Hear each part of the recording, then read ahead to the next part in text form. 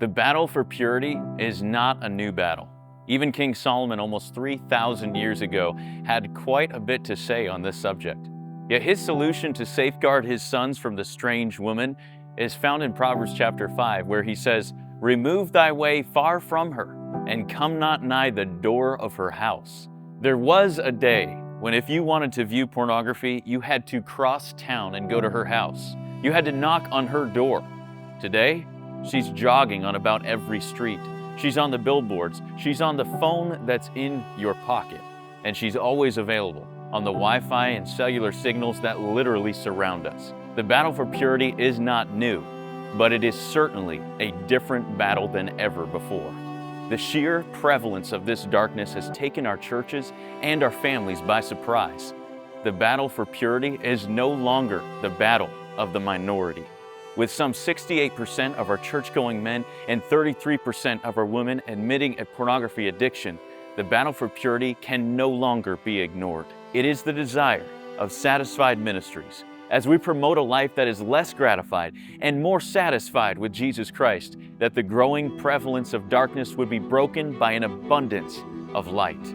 It is under the cover of darkness, isolation, and secrecy that sexual addictions are taking over our churches. Though many of us are fighting the same battle, shame has kept us from fighting it together. And the battle for purity is not one that you will win alone. Solomon says in Ecclesiastes chapter 4, "Woe to him that is alone when he falleth, for he hath not another to help him up."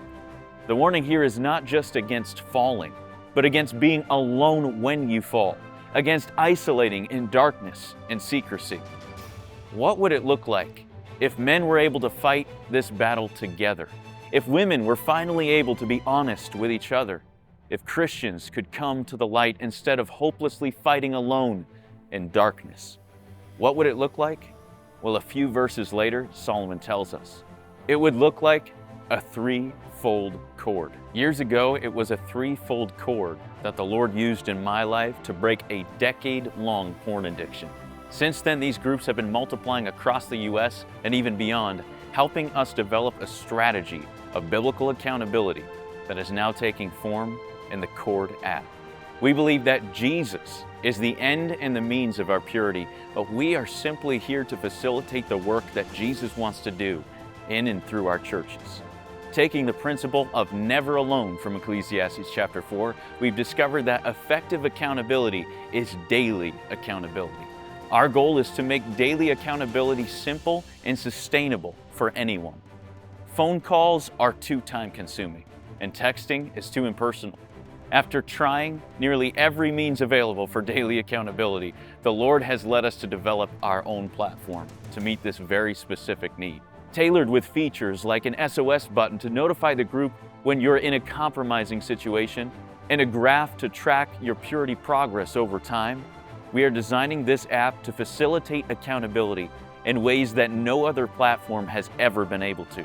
There is still a significant financial need that we are trusting the Lord to overcome, but our goal is to release the Cord app by the end of 2023. And thanks to several generous donations, development has already begun.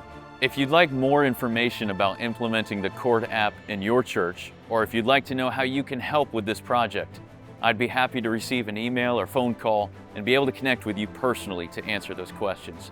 But meanwhile, please join us in prayer for the Cord and for the many lives the Lord will rescue in this endeavor.